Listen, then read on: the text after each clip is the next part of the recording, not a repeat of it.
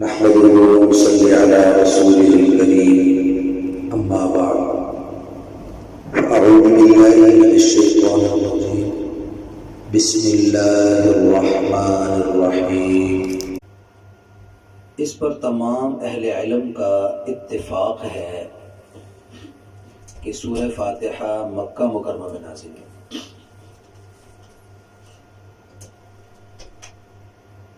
اور اس پر بھی سب کا اتفاق ہے کہ یہ بالکل ابتدائی زمانہ میں نازل ہے، مکی دور میں بالکل ابتدائی زمانے میں نازل ہے،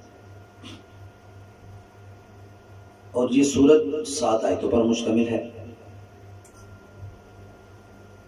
اور مختصر ہونے کے باوجود اس کتاب مقدس کے اساسی مقاصد اجمالی طور پر اس میں بیان ہوئے ہیں، اس لیے اسے ام القرآن یا اساس القرآن بھی کہا جاتا ہے۔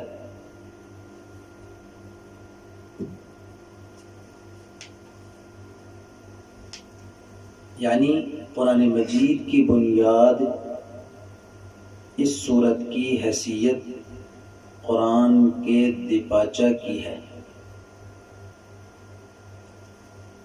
قرآن کے دیباچہ کی ہے اور خلاصہ کی بھی ہے۔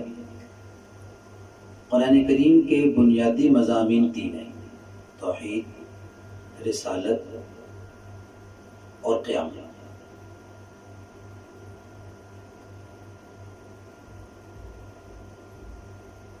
تو اس سورت کی ابتدائی 2 آیتیں اور چوتھی آیت، ابتدائی 2 آیتیں اور چوتھی آیت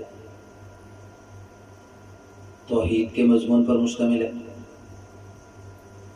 تیسری آیت میں قیامت کا تذکرہ ہے۔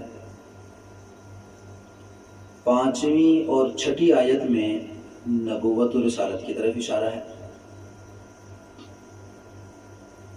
یوں ہی اس سورہ مبارکہ میں اللہ تعالیٰ کے اسماء و صفات مذکور ہیں، اسی کی عبادت، اسی سے مدد لینا اور استقامت و ہدایت کی دعا کا حکم بھی اسی میں ہے۔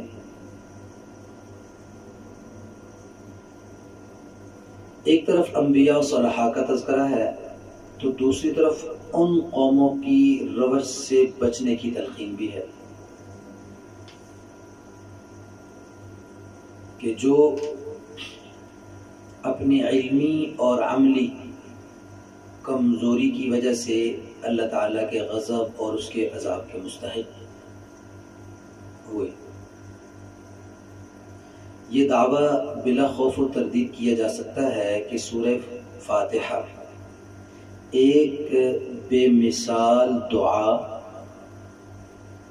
اور معارف کا بیش بہا خزانہ ہے،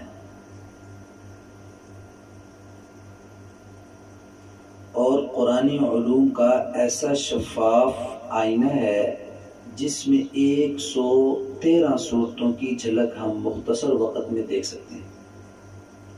شاید یہ جھلک بار بار دکھانے کے لیے ہی ہر نماز کی ہر رکعت میں سورہ فاتحہ پڑھنے کا ہمیں حکم ملا ہے۔ اللہ رب العزت کی بارگاہ میں دعا ہے کہ رب العالمین ہمیں رسول کریم صلی اللہ علیہ وسلم کی صحیح کامل مکمل اتباع کی توفیق نصیب فرمائے اور دنیا آخرت کی خوبیاں بنائیں اور خیر نصیب فرمائے۔ وآخر دعوانا